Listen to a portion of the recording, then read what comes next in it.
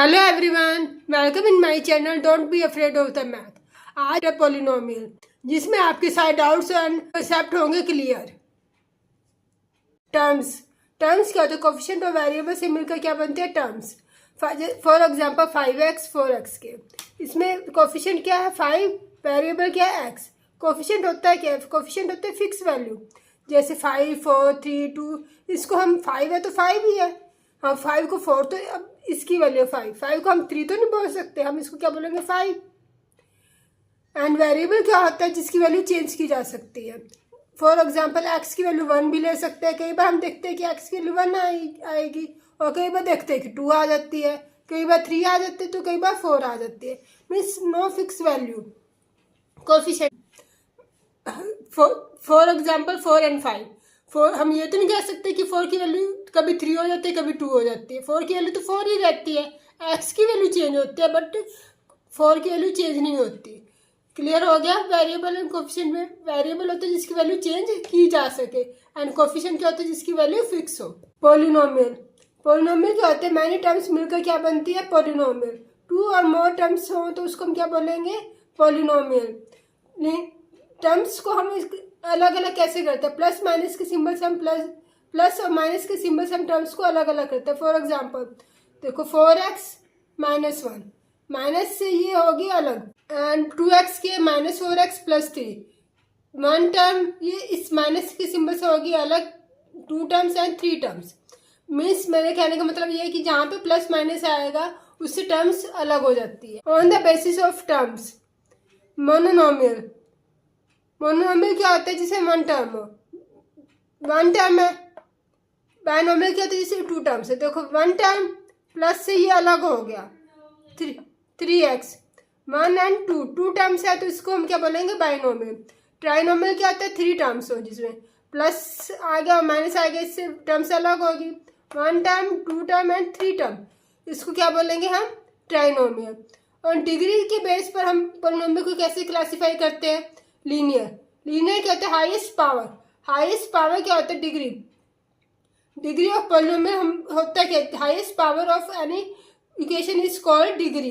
इसमें highest power कितनी है? 1, तो हम इसको बोलेंगे लीनियर। इसमें हाईएस्ट पावर कितनी है? x की पावर 2, तो इसकी क्या बनेंगे? क्वाड्रेटिक। इसमें वेरिएबल देखो x की पावर 3, तो हाईएस्ट पावर 3, इसको क्या बोलेंगे? क्यूबिक। इसमें हाईएस्ट पावर कितनी है? 4, तो इसको बोलेंगे by quadratic. Is it clear? Zero of polynomial. Value of x is called zero of polynomial. Means हमारी x की एक ऐसी वैल्यू जिसमें पॉलिनोमियल जीरो हो जाए उसको हम बोलेंगे zero of polynomial. Number of zeros of polynomials. Number of zeros of polynomial, किसी पॉलिनोमियल में जीरोस कितनी हैं? x³ प्लस 2x के माइनस 1। फॉर एग्जाम्पल इसकी हाईएस्ट पावर कितनी है? 3, तो जीरोस कितनी हो जाएंगी? 3। मीन्स हाईएस्ट पावर जितनी भी होती है वो उसकी जीरोस होती है। इसमें हाईएस्ट पावर कितनी है? 2, तो जीरोस कितनी होंगी? 2। एंड ग्राफिकली भी हम इसको इसी पॉइंट्स को शो करते हैं इस तरह से। This one is x axis, this one y axis. कोई भी पॉलिनोमियल x एक्सिस को जितने पॉइंट्स पे काटता है उसको बोलते हैं जीरो ऑफ पॉलिनोमियल। इसमें कितने पॉइंट पे काटा? 1 2, तो इसकी पॉलिनोमियल कितने हो जाएंगे? 2। इसकी जीरोस कितनी आएगी? 2। कट करे या टच करे? x axis y axis. इसमें ना कट कर रहा है x एक्सिस को, ना टच कर रहा है, तो इसकी जीरो पॉलिनोमियल क्या होगी? 0। Find the zeros of polynomial. x² plus 7x plus 12। हमें इसकी जीरोस निकालनी है। जीरोस निकालने मीन्स वैल्यू ऑफ x निकालनी है, हमने अभी किया था। आप कोई मेथड मर्जी यूज कर सकते हैं, फैक्टराइज का कोई भी फॉर्मूला यूज कर सकते हैं, बट मैं यहाँ पर स्प्लिटिंग मेथड यूज कर रही हूँ। फर्स्ट एंड लास्ट की मल्टीप्लाई करो। 1 मल्टीप्लाई 12। हमें ऐसे 2 डिजिट ढूंढने हैं जिसको मल्टीप्लाई करें तो क्या है? 12, प्लस या माइनस करें तो क्या है? सेंटर कोफिशिएंट ऑफ x आए, मीन्स 7 आए। मल्टीप्लाई करें तो क्या आना चाहिए? 12, प्लस या माइनस करें तो क्या आना चाहिए? 7। तो ऐसे 2 फैक्टर क्या बनते? 3 प्लस 3 एंड 4, 3 4 जा 12, 3 प्लस 4 7। हमारे पास ऐसे दो फैक्टर क्या आ गए 3 एंड 4। तो हमने x किया plus 4x plus 3x plus 12, 7x को स्प्लिट कर दिया 4x प्लस 3x में। Now taking common x common लेने से क्या बन गया x प्लस 4, इन दोनों में से क्या कॉमन लेंगे 3 कॉमन लिया x plus 4। Now again common लेंगे x प्लस 4 बाहर ले क्या बच गया x प्लस 4 बाहर ले क्या बच गया 3। Now x plus 4 equal to 0 ले लेंगे, x प्लस 3 इक्वल टू 0, तो x की वैल्यू क्या आ गई -4 and x equal to -3।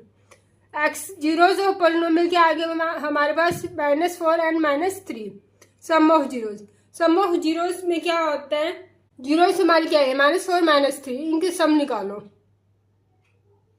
-4 plus -3, 4 and 3 7, minus का 7, बिकॉज ऑफ 4 बड़ा 4 के आगे माइनस है तो ये 7 के आगे भी क्या आ जाएगा माइनस।